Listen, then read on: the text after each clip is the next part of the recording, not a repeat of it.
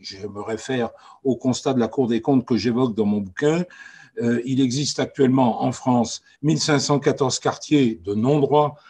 où ne peuvent entrer ni les services de sécurité, ni les services de police, ni les services sociaux, personne, et que ces 1514 quartiers sont répartis sur 859 communes et réunissent environ 4 millions de personnes qui sont ainsi soustraits à la fois aux pratiques et aux comportements de la collectivité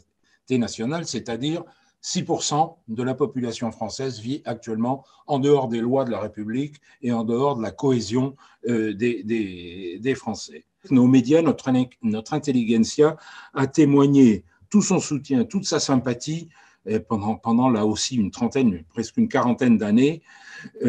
à toutes les entreprises inspirées du salafisme politique ou militaire dans le monde entier pendant toute cette période. Et la liste est longue, hein, en Afghanistan dans les années 80, en Bosnie, au Kosovo, en Tchétchénie, en Libye, en Syrie et ailleurs, on a toujours soutenu les entreprises de l'islamisme politique et militaire. Ce que je retire de tout ça, c'est effectivement que la culture musulmane n'est pas, contrairement à ce que beaucoup de gens pensent, la culture musulmane n'est pas incompatible ni avec la démocratie, ni avec l'esprit des Lumières. Le salafisme, lui, est en revanche incompatible avec tout ça. Or, le salafisme,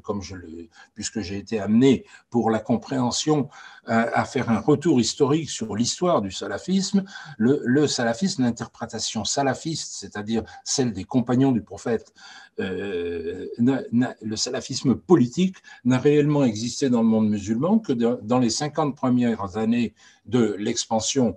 arabe hors de la péninsule arabique, et puis dans nos 50 dernières années, territoire de reconquête républicaine. Mais moi, je pose la question, est-ce qu'il y aurait besoin de les reconquérir si on ne les avait pas perdus? Bon, ça passe d'abord par un contrôle, bon, sécuritaire certainement, mais aussi éducatif et culturel, de populations qui sont à l'abandon, qui sont pratiquement en autonomie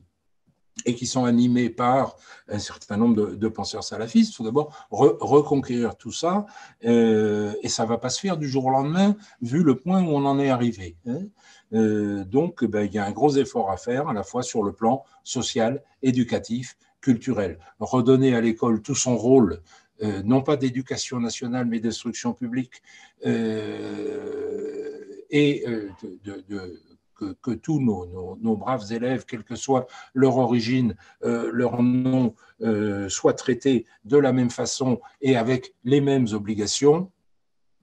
Et voilà, ça me paraît déjà être la base, ces deux axes me paraissent être la base d'un début, de commencement timide de reconquête républicaine.